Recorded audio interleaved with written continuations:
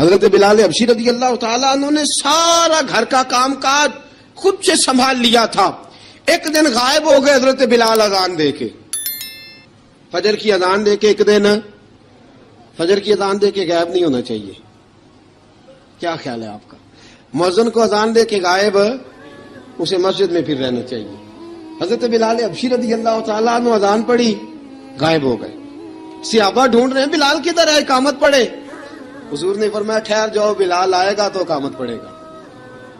بلال آئے گا تو جلدی نہ کیا کرو مسجد میں. اگر 2-4 منٹ کبھی دیر ہو جائے نا نماز میں تو جلدی کوئی بات نہیں, اللہ کے گھر ہی آئے ہو نا, جلدی نہ مچایا کرو. اللہ کا گھر ہے, رحمت والی جگہ ہے. حضور نے فرمایا بلال آئے گا تو اذان پڑھے گا. اب سب صحابہ خاموش ہیں کہ بلال جاتا نہیں, کام بھی اس کا کوئی ایسا نہیں. حضرت بلال دوڑے آئے, جلدی دوڑے آئے. رسول پاک صلی اللہ علیہ وسلم نے سوال ہی نہیں کیا کہ بلال تو کدھر سے آیا ہے. فرمایا آ گئے ہو؟ حضور آ گیا ہوں. پڑھو اقامت پڑھی, جماعت ہو گئی. اب صحابہ کرام علی مریدوان حیران ہے کہ حضور نے پوچھا ہی نہیں اور بلال آیا بھی دیر سے.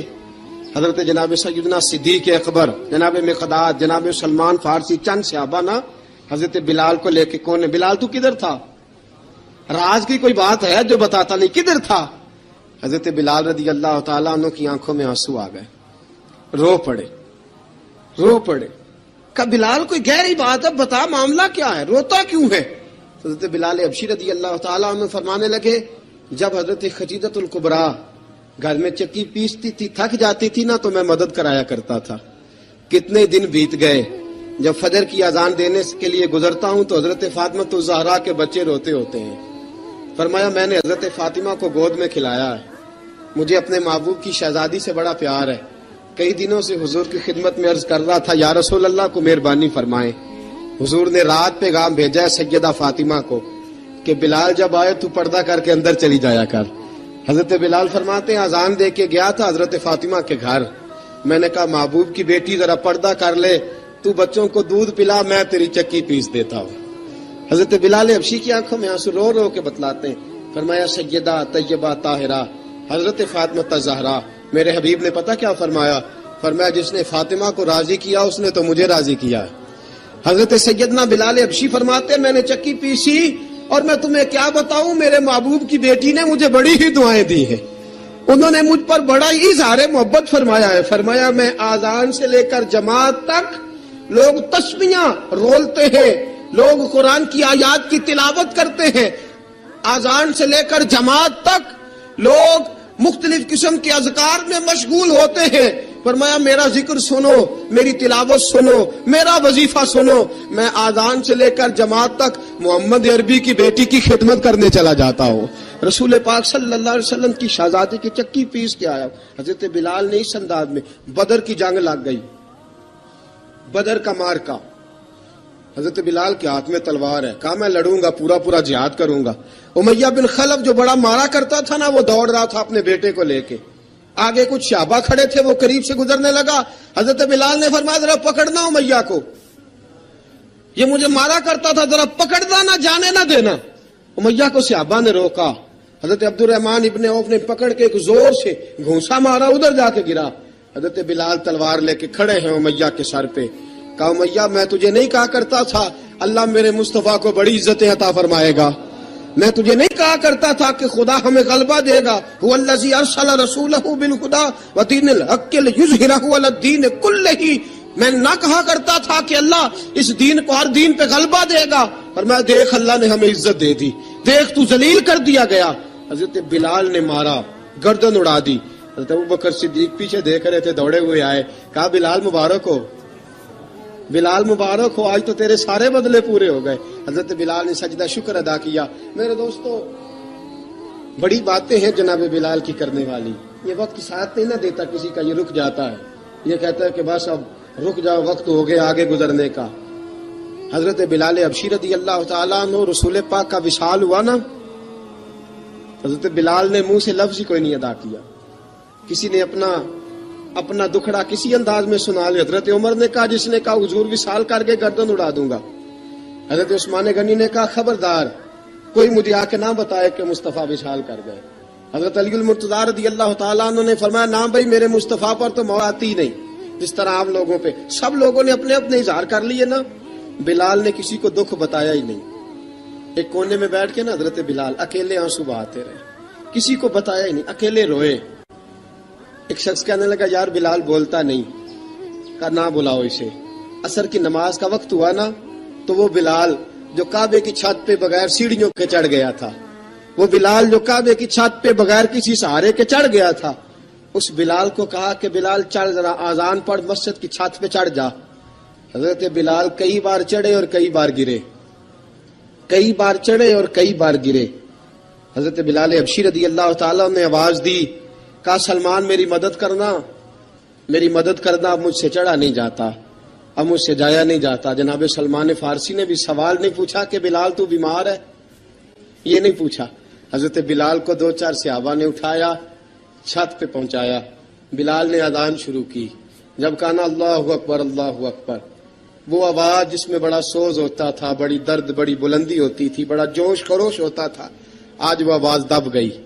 جب بلال نے کہا نا اشہد ان لا الہ الا اللہ، حضرت بلال رضی اللہ تعالیٰ عنہ نے تھوڑی دیر روک کے سانس لیا. جب کہا نا اشہد ان محمد الرسول اللہ، جو سارے چپ کھڑے تھے نا ان میں سے ایک بابا رو پڑا، جس کا نام ابو بکر صدیق تھا. جب حضرت ابو بکر صدیق کی آنکھ میں آنسو آیا تو حضرت بلال چھت کے اوپر زمین پہ گرے، زمین پہ گرے اور کہا ابو بکر یہ ڈیوٹی کسی اور کی لگا دے، یہ ڈیوٹی کسی اور کی لگا دے، اب میری روح اجازت نہیں دیتی، مصطفیٰ کریم کے بعد مجھ سے اذان نہیں پڑھی جائے گی. آپ نے واقعہ سن رکھا ہے کہ ایک بار صحابہ نے بلایا، دوبارہ آئے، حضور خواب میں ملے، کہا بلال تو آتا کیوں نہیں؟ بلال چھوڑ کے چلے گئے تھے. فرمایا اب میرا یہاں دل نہیں لگتا. ملک شام کے شہر حلب میں چلے گئے تھے، چھوڑ دیا تھا مدینہ منورہ، اب میری نگاہوں میں جچتا نہیں کوئی، جیسے میرے محبوب ہیں ایسا نہیں کوئی. حضور خواب میں ملے، آئے مدینے. حضرت بلال آخری بار، لوگوں نے کہا اذان پڑھو، کہا مجھے وہ اذان بھول ہی گئی ہے جو مجھے مصطفیٰ کریم کے زمانے میں پڑھا کرتا تھا، مجھ سے نہیں پڑھی جاتی، نہ مجھے کہو، میں کیسے پڑھوں؟ امام حسن اور حسین نے آ کے دامن تھاما نا تو کہا بیٹا میں تمہاری نانی کا بھی نوکر رہا ہوں، میں تمہاری ماں کی چکی بھی پیستا رہا ہوں، مجھ سے کوئی فرمائش نہ کر ڈالنا، میں نے نوکری کی ہے اور مجھے اگر اللہ نے توفیق دی تو میں تمہارے بچوں کے پیر بھی دھویا کروں گا. لیکن امام حسن رضی اللہ تعالیٰ عنہ نے فرمایا بلال ایک بار تو اذان سنانی پڑے گی. سنائی بلال نے اذان. کوئی گھر مدینے میں ایسا نہیں تھا جہاں سے رونے کی آواز نہ آئی ہو. حضرت عمر فاروق رضی اللہ تعالیٰ عنہ اپنے زمانے میں شام گئے تو جناب بلال حبشی رضی اللہ تعالیٰ عنہ سے کہا کہ اذان پڑھو. حضرت بلال نے فرمایا میں پڑھ ہی نہیں سکتا. بڑی ہمت کے بعد اذان پڑھی اور جناب بلال نے کہا تم اگر روئے نہ تو میں اذان پڑھوں گا. رونا نہ، وعدہ لے لیا.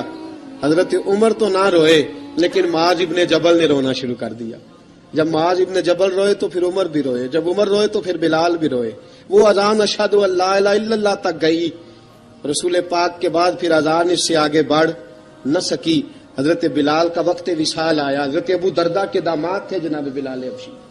حضرت ابو درداء بہت معتبر صحابی ہیں، ان کی بیٹی حضرت بلال کے گھر میں تھی. حضرت بلال کا وقت وصال آیا تو آپ کی بیوی کہنے لگی بڑے افسوس کی بات ہے، آپ بچھڑ رہے ہیں. فرمایا افسوس نہ کر، مجھے مبارک دے، میں آج بچھڑوں گا تو جا کے رسول پاک سے ملاقات کروں گا. حضرت بلال حبشی نے، میرے دوستو، غریب آدمی تھے نا، مال تو زیادہ نہ دے سکے لیکن انہوں نے خدمت اس طرح کی. آپ میں کھنگالتا رہا کتابیں، 28-29 کتابیں میں نے کھنگالی اس ہفتے میں حضرت بلال پر. حضرت بلال کا دعویٰ ہی کوئی نہیں. پوری کتابوں میں، پوری سیرت میں کہیں کوئی دعویٰ ملتا؟ کہیں نہیں کہا میں نے یہ خدمت کی ہے. یہ دعویٰ حضرت بلال کا دعویٰ، میں غور کرتا رہا اس بات پر کہ سب لوگ دعویٰ کر لیتے ہیں نا. بعض صحابہ کے دعوے ملتے ہیں کہ ہم نے فلاں موقع پہ خدمت کی تھی، بلال بدر میں، بلال احد میں، بلال خندق میں، بلال فتح مکہ میں، بلال نے ساری خدمتیں اپنے سر. لیکن بلال کا دعویٰ، حضرت بلال نے اپنے منہ سے ایک بار بھی نہیں کہا میں نے یہ خدمت. عشق بہت کیا. غریبوں جان نہ چھڑایا کرو، یہ کہہ کے جان نہ چھڑایا کرو کہ ہم کیا کر سکتے ہیں، ہم کدھر جائیں، ہم آگے بڑھو، عملی طور پہ اپنا آپ پیش کرو، رسول پاک کے عشق میں رنگ جاؤ. حضرت سیدنا عمر فاروق رضی اللہ تعالیٰ عنہ فرماتے تھے بلال اب تو حبشی غلام نہیں، اب تو مصطفیٰ کے صحابہ کا امام ہے. اب تو ہمارا امام ہے. جناب بلال حبشی رضی اللہ تعالیٰ عنہ کی زندگی بتلاتی ہے کہ غریب اگر آئے اور اپنے آپ کو رنگے رسول پاک کے رنگ میں تو وہ اتنی خدمت کر سکتا ہے، اتنی خدمت کر سکتا ہے کہ کوئی تاریخ بھی حضرت بلال کو چھوڑ کے مکمل ہو سکتی نہیں. کوئی بھی تذکرہ جناب بلال کو چھوڑ کے صحابہ کے تذکرے مکمل ہو سکتے نہیں. اور جہاں جہاں بھی عشق کی داستان لکھی جائے گی پہلے بلال کا نام لکھا جائے گا، پھر بات آگے بڑھے گی. اللہ ہمیں بھی حضرت بلال کے عشق کا قطرہ نصیب کرے، ہمیشہ مدحت خیر الانام میں گزرے. دعا ہے یہ عمر درود و سلام میں گزرے. وآخر دعوانا الحمد.